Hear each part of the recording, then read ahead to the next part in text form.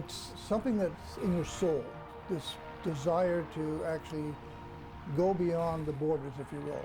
That's something that aviation and flying does for you. People have often asked me, what's your favorite model? I say, the one I'm working on.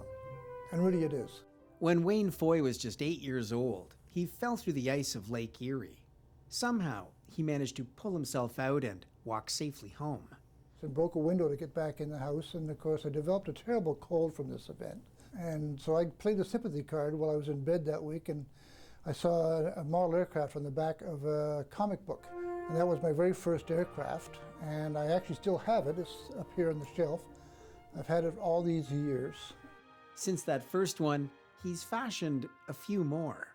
In this room right now, there's 1,012 models, and pretty much have every aircraft I've ever built. So in this collection represents more than a century of flight. It does.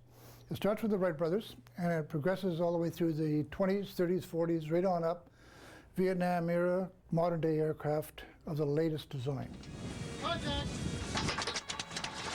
It's a hobby that gave flight to a career in aviation. I just developed a sincere obsession almost with aviation. That led me to, at the age of 16, going and getting flying lessons. And I learned to fly 5 years before I learned to drive.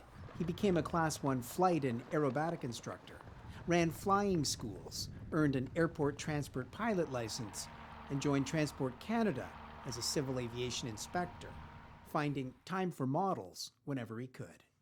The history of aviation is so important in this country. In fact, it's so important in the entire world. And so it's my way of sort of developing a mini museum, if you will. The only thing he builds as often as models are the basement shelves he puts them on. I figure about another 5 years we have to move again. For now, he'll keep building.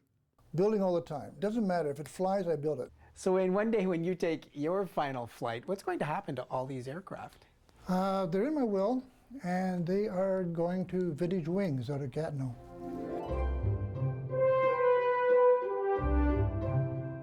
A gift from one museum to another, ensuring this flight of fancy never really ends. In Canada, I'm Joel Haslam for Regional Contact.